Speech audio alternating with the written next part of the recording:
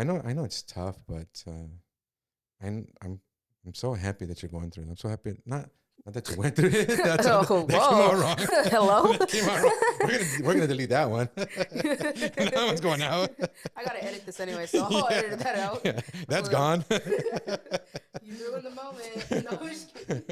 But welcome to A Man's Perspective. Today, I'm going to be having a conversation with my producer, Isabel. We all call her Izzy. Izzy is an advocate for mental health. Izzy is the media person for United in Him Motorcycle Ministry. They go around to different churches, different youth organizations, and speak regarding mental health issues. So, Izzy, thank you very much for being here. I love you. Love you too. Thank And you for and so having when me. when we spoke about this, about having you to speak about mental health, I thought you were the perfect person because of all the stuff that you do. Thank you. So thank you for being here. Of course, it's finally great to get out of that damn cage. Yeah, you can draw on that side all stuck. No water, no food, Stay no there. phone. Don't move. Just monitoring everything. Yeah, it can be difficult because you're over there trying to control a bunch of things. I know you control the mixer, the computer, and all that stuff. So it can be difficult. So that's like I It's fun appreciate you. though. I love Yeah. it. Oh, I'm glad. I'm glad you because I love having you here. So thank you. Okay, as you're well aware of, because you were part of the formatting of this podcast, we print up some questions and then we ask them and see where the conversation goes. Hmm. Okay. First question. How do you perceive the current state of mental health awareness among young girls or the youth compared to when you were growing up? Honestly, like I was saying earlier, I feel like now there's a lot more awareness for it. Whereas, like when I was a freshman in high school and stuff like that, or even when I was in middle school, there was some awareness to it because I believe that's around the time when that one movie Cyberbullying came out Mhm. with what's her name? That one girl from Hannah Montana. I forgot her name. Yeah, I Uh, remember. I remember the yeah. movie though. Yeah. But yeah, so there was some awareness about it, and like it was like stop bullying and this and that. But now it's a lot more out there. Mhm. Everybody for sure is now like talking about it and trying to get help for it, and whereas it's just a good thing because like for myself, I struggled a lot with my mental health growing up. I was suicidal. I was, and I struggled through it alone because I felt like I couldn't talk to my mom. Yeah, same. Now I know I could have gone to my mom and told Yeah. her what was going on, but back then I felt like I was alone in all of this and all of it. So now it's like, it's good to get out there and just advocate for it so that all these other either younger girls or even people my age or older than me know that they're not alone and they Yeah. can do it. It's better to have people around you, a support system. Yeah, there's definitely a greater awareness about mental health now. I've seen so many more ads, so many more people talking about it. So yeah, it's I'm pleased that it's it's hopefully things are getting better for everybody. That's my hope too, is that things get better and we start talking about things. And no, now that things, like especially with that show, The Quiet on Set that just came out, I haven't especially seen with that. that, it's about Drake Bell. I know he's one of the ones in there. Uh, and there's a lot of other children too, the child stars back in Nickelodeon, where Oh yeah, I a remember lot that. of them were Yeah. abused, sexually abused, and stuff like that. Um, I myself was also sexually abused. So for me, I've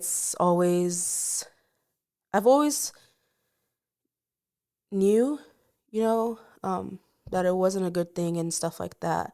But now with that coming out, it's now that's even getting more like awareness, Yeah. and now more people are starting to talk about that, and getting help for that is always The best. the Yeah. best. Yeah. Yeah, absolutely. Yeah. Yeah. So I'm grateful for the way things are now. And I wish I could go back in time and prevent that from happening to you. I wish that I was more involved in your life to be able to, not have that happen.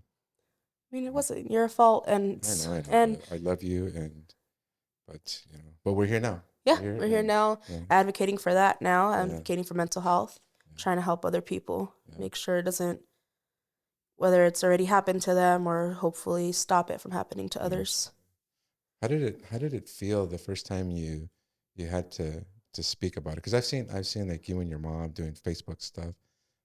So how did it feel the first time to talk about something so deeply rooted in sorrow and pain? What was that process like? Ooh, it was hard. Yeah, I bet. Excuse me. The first time I openly talked about it, well, I kept it a secret for a really long time. Like most young girls do. Yeah. Yeah.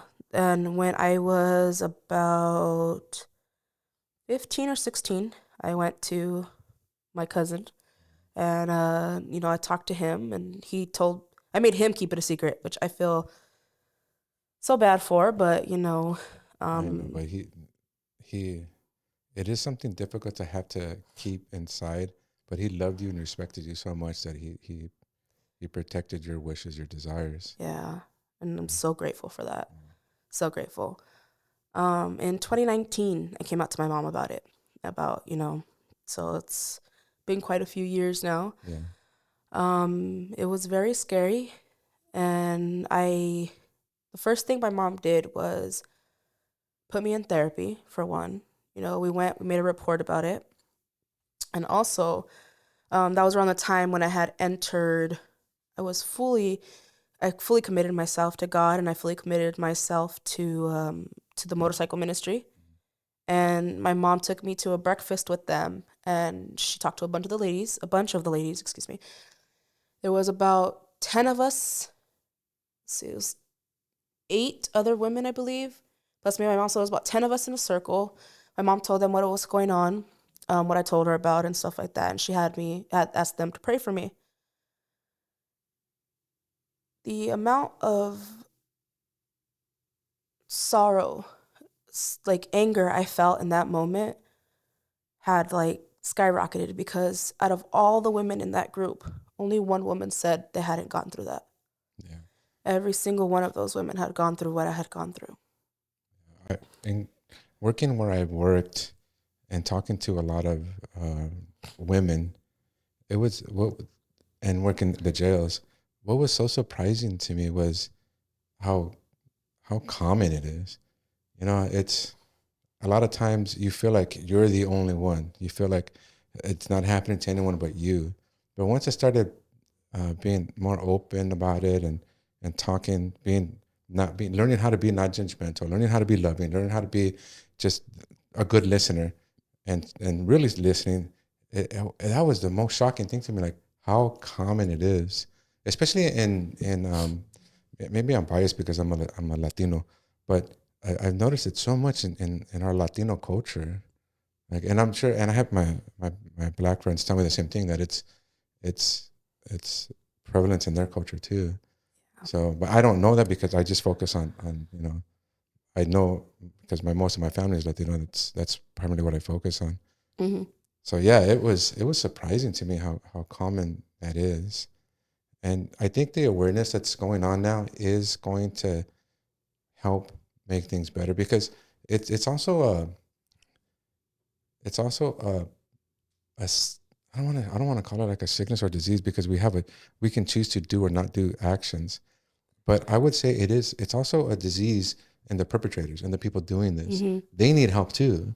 They also need counseling, and they also need a way to deal with these things that they're feeling inside that make them want to do these things, because they need help too. As Yeah. as much as we want to hate them, and yeah, I think that we should deal with them justly with the law, but they also need help. They also need someone to teach them how to cope and their decisions, or with their decisions and the actions that they want to take. Hmm. So I think this awareness is going to be a good thing for everyone involved, and it takes like so much strength on your part to talk about it. So I'm grateful that you do that. That you're part of the ministry. That you're part of going to these different organizations. And I know you told me that you and your mom have been to the juvenile halls. So I think it's you're doing a good work. I Thank you. appreciate that. All right, let me see. Question number 2. Reflecting on your own experiences, what advice would you give to young girls or the youth navigating mental health challenges in today's world? Well, for one, talking about it, Yeah, you it's know, tremendous. even though you feel like you're alone or you feel like no one's going to understand you, there's going to be someone out there who Yeah. will understand you and who will be willing to listen. I had a friend before, and she was going through something, really bad. And my biggest thing was always, I'd rather listen to you talk about whatever it is you need to talk about rather than be at your funeral. Yeah. Yeah. Because struggling with mental health is not easy. You know, there's so much that happens and life goes so quick. And I know sometimes that um, it might feel like we're alone because everybody's doing their own thing. But in reality, we have somebody. There's always at least somebody there. Yeah. Yeah. And I think talking to, because like similar things have happened to me when I was a kid, but I think it affects the the men and women differently. I think like if I talk to like I always talk to my friends. My guy friends are everything. I let them know everything. And I do that because for me personally, they can best relate to me. They can best they understand my thinking, they understand my chemistry, they understand my hormones, so they know how to tell me, hey, you're gonna get through it. You're gonna, it's gonna get better. Or it's not what you're thinking. It's this. It's not your fault. Mm. So yeah, I think men and women go through those experiences differently. Yeah, definitely. Um, I feel like for us as, or at least for me, it was always, be seen and not heard Yeah, type thing. So I feel like I kept it in too, like for a very long time.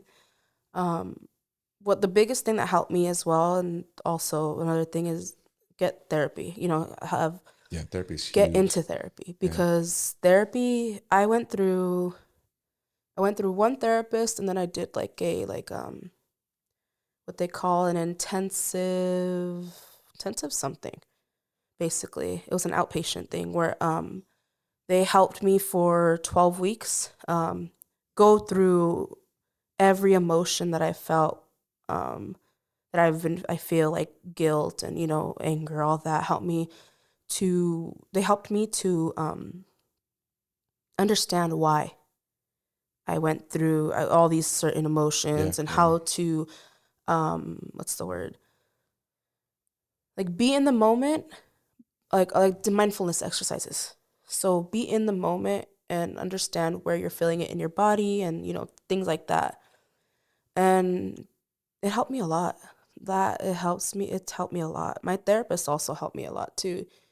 She helped me realize that, I'm carrying a lot of guilt. And I feel like that's what a lot of people in my situation, they do, is they carry a lot of guilt, whether they think, it was their fault or not, and it's not their fault. yeah. Never. Everybody who's, it's not your fault. It's also a big thing my therapist showed me was it wasn't my fault. It wasn't my mom's fault. It wasn't, anybody's fault but the Yeah, perpetrators. yeah. And that's interesting that you said that where you feel it in your body, because early in my life, I was talking to somebody and they told me you have to deal with the things that are going on in your brain, otherwise they'll present themselves in physical symptoms. So I've always, as long as I can remember, I've always just I would feel something, like an emotion would come up. I would take deep breaths. I would feel where it's at in my body, and then I would imagine. And I know I've told you this, how you breathe in and you think you're breathing in clean blue air, you're exhaling dark, dirty air, and you're letting go of that emotion. Hmm. I've always done that, and it's to me it feels a little bit rewarding in that I've been doing the right thing the whole time. I wasn't just making stuff up. I was just, you know, it's it makes me feel good when you say things like how, and it's relative to my life. So, yeah. All right. Question number 3. Have you noticed any shifts in attitudes towards seeking help for mental health issues among your peers over these years? Yeah. Like I said, like earlier, before um, it wasn't something to talk about. Yeah. Everybody suffered in silence type thing. Mm-hmm. Whereas now, a lot more people are seeking therapy, seeking help, finding not everybody is meant for like a therapist. Some people use different things. Some people use, I know you said last time you use like you said martial arts Yeah, that was is a tremendous good for me. one. Yeah. Some people use art. Some people use music. Some Mm-hmm. people use, different things. They have different forms of therapy. For the longest time, my form of therapy before I actually spoke to a therapist was baking. Baking and cooking was always my favorite thing to do. So that helped me out a lot. When I was stressed, let's bake something, Yeah, yeah. Um, I feel like with doing that, there's becoming more awareness for it and more, how can I say this? Mm, more just people coming to realize that their mental health matters. Yeah. And it's, even though some people are saying it's like that might sound like selfish or whatever, they're not caring about what other people think or whatever, but it matters to take care of yourself first before you can try and even help somebody else. No, that's just so important because even like when you go on the airlines, when the plane is crashing and the oxygen is dropped, what do they say? Put your mask on first before you try to take care of someone else, because if you don't take care of yourself, you're just going to become another problem for the crew. So Mm-hmm. we have to take care of ourselves first. We have to be selfish because a lot of times mental health issues, I've noticed, when the mental health issues get too great or too much to bear, we become destructive on ourselves. Mm-hmm. And it can ultimately lead to the most self-destructive thing we can do and delete ourselves. So, yeah, we have to be selfish. We have to be um, active in taking care of what's going on in our brain and in our bodies. Yeah, So I think definitely. you're right. Selfish, to interpret it as selfishness, well, I guess I could say this is one of the times that selfishness is okay. This is one of the times that selfishness is actually good for you. Mm-hmm. So yeah, you're right. We have to be selfish. Yeah. Another good thing too is having a community. Yeah. Oh my Having God, like, that's tremendous. Yeah. yeah, because like I said earlier, when I came out to my mom about it, I had all the people in the ministry. A lot of them, when you look at all these guys, you'd think like, oh, they're just a bunch of like bikers. Like Yeah. some of these men look mean, and some of the women too, they look mean. Like, so Yeah, I've seen your you would, ministry. yeah, These guys look rough. yeah, they do, These guys they they could chew their do. arm off and still say, "Let's go." Yeah, yeah. Exactly, These guys.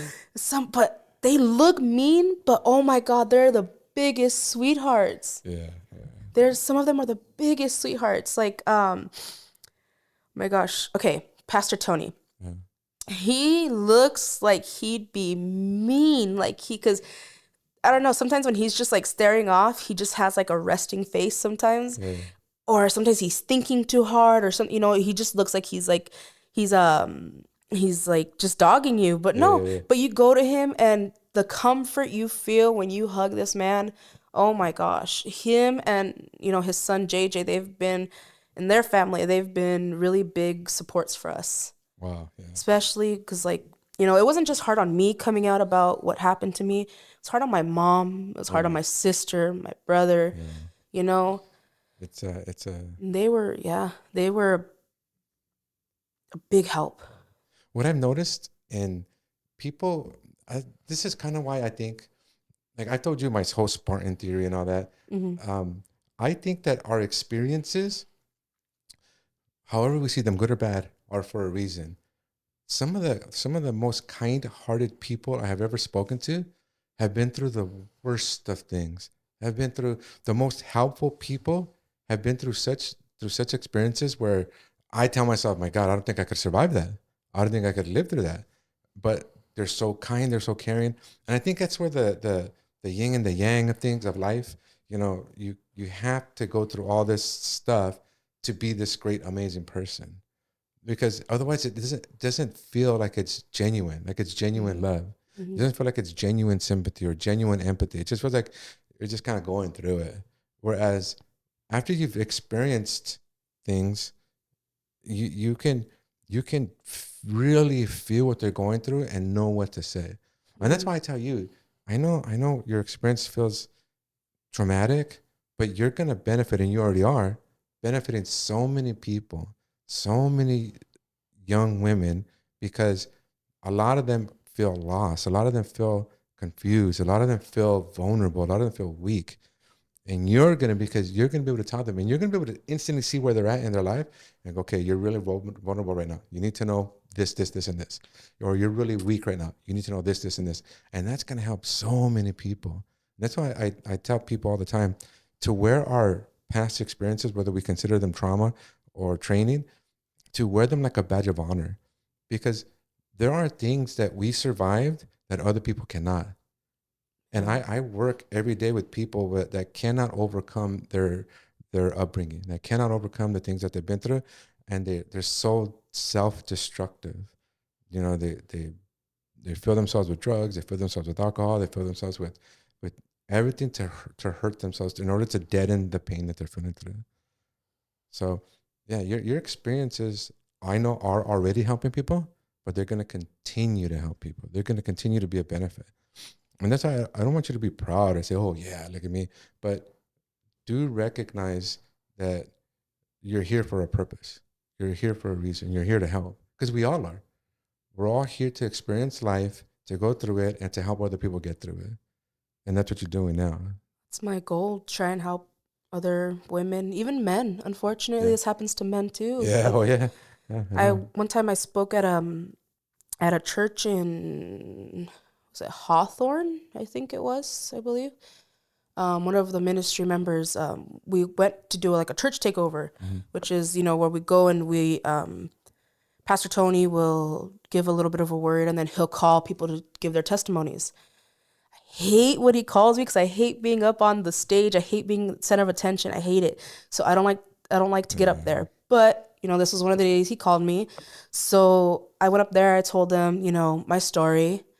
And after some of the men hugged me and women hugged me, there was one older gentleman. He's the one that like always stands out.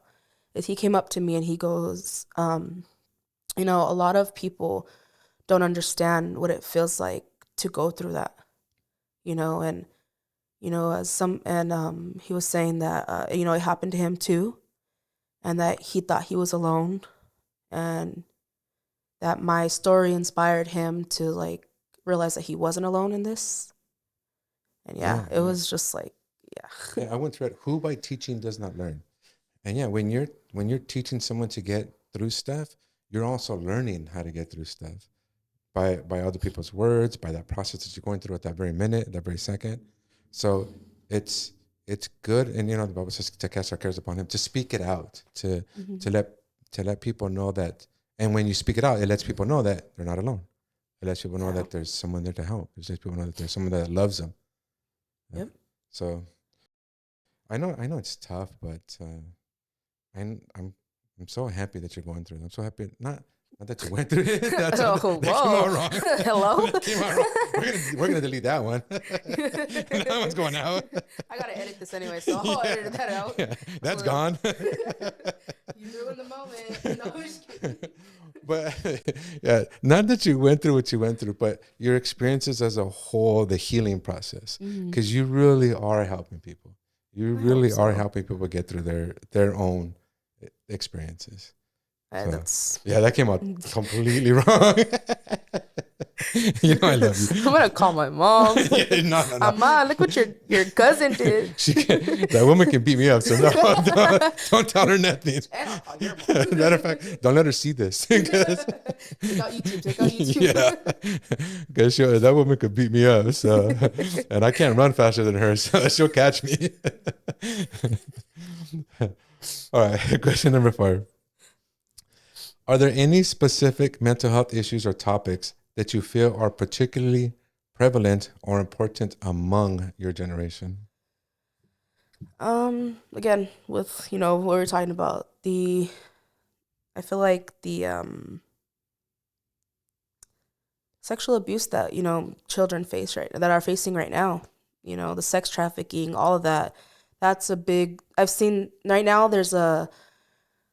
It's around the older generation as well, but I see it in my generation of the Save Our Children movement, where trying to just save as many kids from sex traffic and stuff like that. I think is it Ashton Kutcher that does it? That has was it him that Yeah, I stopped know. his? I don't know who it is, but I know there's a couple celebrities There's a that are couple. supporting that. Yeah. Yeah, there's one celebrity. I think it is Ashton Kutcher. I'm not sure that stopped his career to focus on that. And trying to help the kids and stuff like that. Um, so that's a big topic that's been going around. Again, mental health, like just in general, like learning to deal with anxiety, depression, what to do, how to get help and stuff like that have been big topics that I've seen like online and stuff. Yeah, yeah, yeah. Well, so I know, like, for me, what I went through. I know we've spoken about it, but what I went through, when I was very young, I had a babysitter that would tell me, "Let's play mommy and daddy," and she would lay me down and get me naked and do stuff. That was pretty pretty heavy, pretty. And then again, I don't think that men and women experience that trauma the same way, but it was still pretty heavy. And I think it's had lasting issues with and I talk to my C therapist too. I talk to different counselors, mainly my friends. But yeah, I think this topic is super important, super, super important, super relevant with what's going on today in our time. Well, is there anything else you wanted to? Let me ask you, what would you tell yourself when you were going through all that to help you get through it? What advice would you give yourself? Tell someone. Okay. Tell someone, because like I said, for the longest time I was quiet. It happened to me when I was about 8 years old until I was about 13, 14, So it was for a number of years. And I was told to keep quiet. Yeah. Keep quiet. Don't tell nobody. A couple of other things I was told as well. But so for me, it was always keep quiet. Don't let anybody know what happened. My biggest thing now is I wish I would have said something earlier, because then he would have been, caught. At the moment, we don't know what's happening. Yeah. We've made a report. They haven't found him yet, unfortunately, but still trying to live my life. He would have been caught before. God forbid he's doing it to other people, other kids.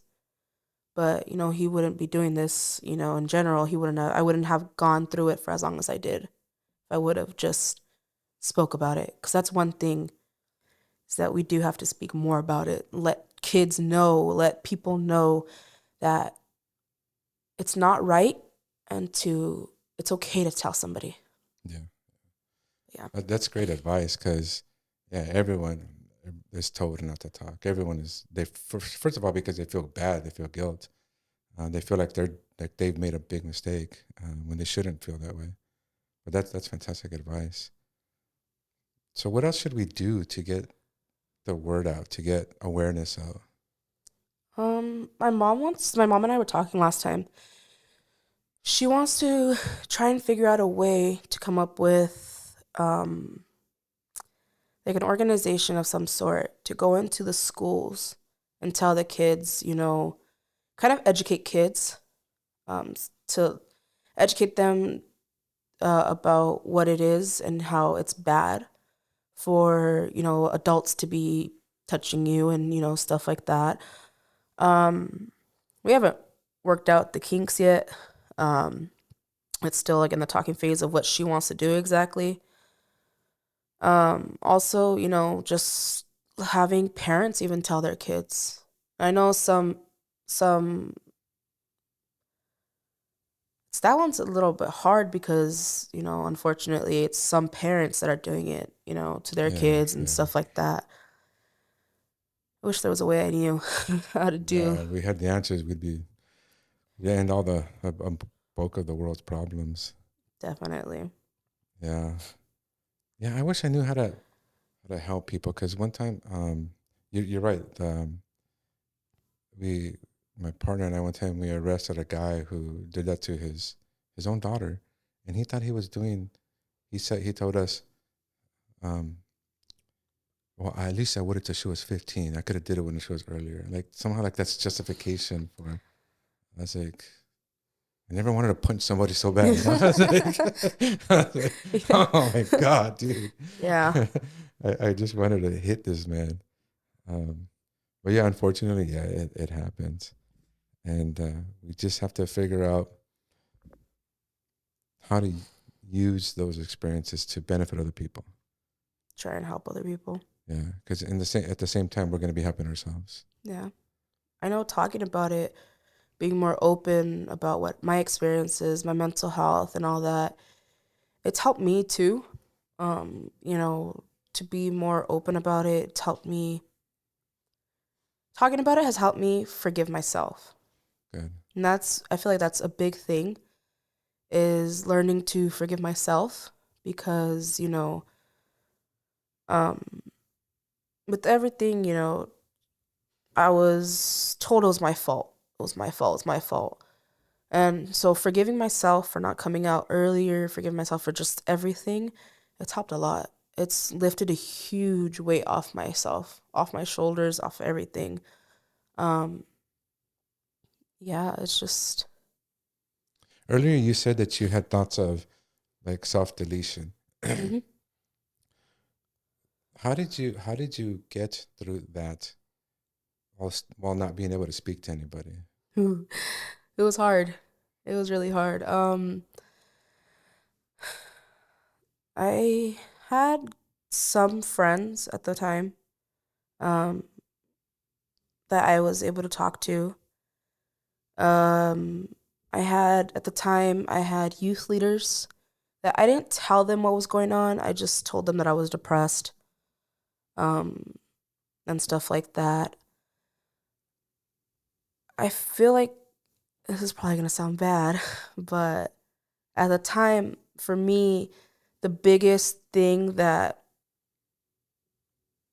helped me feel in control was, just self harm.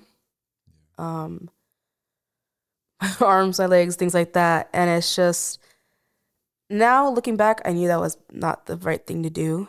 But that's at the moment, that's what I felt was the thing that helped me. Yeah, And it's not, kind of regret it, but because it's, something stupid I did. yeah, but I think like right now, I say that people are self-medicating. That's how come we have such a big drug abuse problem. They're medicating in order to get rid of whatever they're feeling in their brains and their bodies, and that's what self-abuse does too. Hmm. You're hitting yourself causes your brain to release adrenaline, cortisol, all these hormones that temporarily get rid of that whatever you're feeling. So I think it's all self-medication. We just have to find a way to get people to self-medicate the right way, Yeah. like through communication, through talking about it, through experiencing it without feeling guilt, and Yeah. Another thing was, like I said earlier, it was cooking, baking. yeah, That helped me too. Um, yeah, any but kind of thing that we can go through that forces us to focus on something gets rid of those thoughts. Yeah. Whenever we have extreme focus on anything, whether it be music, cooking, baking, writing, acting, martial arts, motorcycle riding, whatever, whenever we can put ourselves in an extreme focus situation, it helps us get rid of what's going on in our head. Mm-hmm. So I think you're right. We have to find ways to get us to extremely focus on one thing. Yeah. Well, Izzy, like I've told you countless times, I really wish I could have done more to be there for you. I really wish I could have, just helped you avoid all of that. So I love you for being here. I love you for being strong enough to talk about it, to use your experiences to benefit other people. I'm so impressed by you. Thank you. I love you for that. Love you too. All right. Thank you for watching. I hope that we all learn, we all grow, we all become better. If you have any questions or concerns, leave it in the comment section, and myself and my guest will try to address it on camera. Like and subscribe. And again, thank you for watching.